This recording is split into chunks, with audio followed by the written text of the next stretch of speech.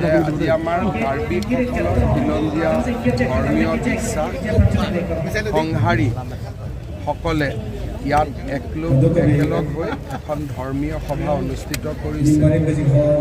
এই আৰণবাৰীমত যোগদান কৰি সঁচাকৈ আনন্দিত হ'লোঁ আৰু মই বিশ্বাস কৰোঁ যে কাৰ্বি সমাজে বিভিন্ন ধৰণৰ প্ৰলোভন, বিভিন্ন ধৰণৰ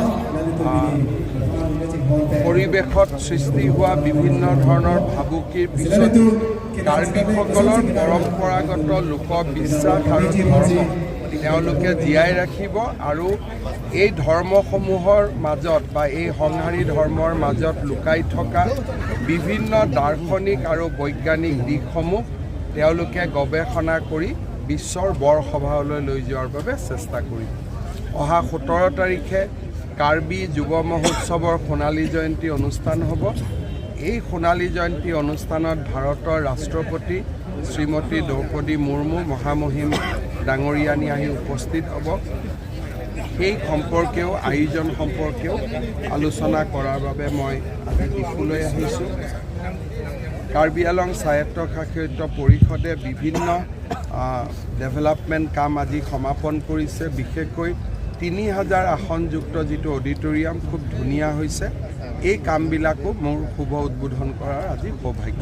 ছাৰ 22 তাৰিখে যি ৰাম মন্দিৰ উদ্বোধন হ'ব, আজমলে কৈছে যে 22 তাৰিখৰ ওচৰে পাজৰে মুছলমান মানুহক ট্ৰেইনত উঠিবলৈ বাধা দিছে। চাওক, মই ক'ম যে হিন্দু হওক মুছলমান 22 তাৰিখৰ আগতে বেছি ঘূৰা ঘূৰি নকৰি এইকেইটা দিন 500 বছৰৰ পিছত আমি মুক্তি পাইছোঁ। গতিকে অলপ ভগৱানৰ লগত কেইটামান দিন কটালে একো বেয়া নহয়। ভয় খাইছে নেকি? মই বদৰুদ্দিন আজমলৰ কথাক মই উত্তৰ নিদিওঁ। খালি মই এতিয়াই কৈছোঁ যে 22ৰ দুদিন আগৰ পৰা দুদিন পিছলৈকে বৰ পবিত্ৰ সময়। মাঘ মাহো আৰম্ভ হ'ব। আমাৰতো ইয়াত মাঘ বিহু আছেই, তাৰপিছত ৰাম মন্দিৰ। গতিকে এইকেইটা দিন খুব পবিত্ৰ দিন।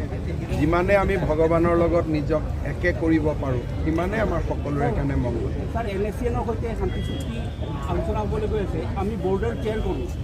আমাৰ অসমৰ একো সমস্যা নাই। অসমৰ শান্তি চুক্তিৰ জৰিয়তে নাগালেণ্ডৰ ডেভেলপমেণ্ট হ'ব, নাগালেণ্ডৰ বিকাশ হ'ব। আমাৰ ইয়াত অসমৰ তাত কোনো ইম্পেক্ট নহয়। অসমটো অসমীয়া। এতিয়া ভোট হৈ আছে আৰু মই কি ক'ম, আপোনালোকে ক'ব কোন জিকিব। ইলেকশ্যন হ'লেতো অলপ সৰু সুৰা হয়, কিন্তু বেছি হোৱা নাই। মই বিশেষ কোনো খবৰ পোৱা নাই। CM যদি বিজেপি জিকে দেৱলাল মানে আপোনাৰ ফালৰ পৰা ফালৰ পৰা নহয়, পাৰ্টিৰ ফালৰ পৰা।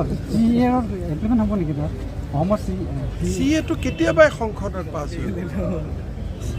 কোনোতো বাদ নাই। এইটোতো লোকসভা ৰাজ্যসভাত পাছ হৈ গ'ল আৰু Karbi Anglong 6th Scheduled area ইয়াত নাহে। 6th Scheduled এৰিয়াক বাদ দি বাকী অঞ্চলবিলাকত অলৰেডি CA লোকসভা ৰাজ্যসভাত কেতিয়াবাই পাছ হৈ গ'ল। খালি আমি এতিয়া কিছুমান মানুহে কোৰ্টত গৈছে, কোৰ্টত চেলেঞ্জ কৰিছে। যদি সুপ্ৰিম কোৰ্টে বেয়া বুলি কয় বেয়া, সুপ্ৰিম কোৰ্টে ভাল বুলি ক'লে ভাল। বাকীটো আৰু CA লৈ কোনো বিতৰ্ক নাই। এইটোতো কেতিয়াবাই এপ্ৰুভ হৈ গ'ল। Thank you, sir. Thank you.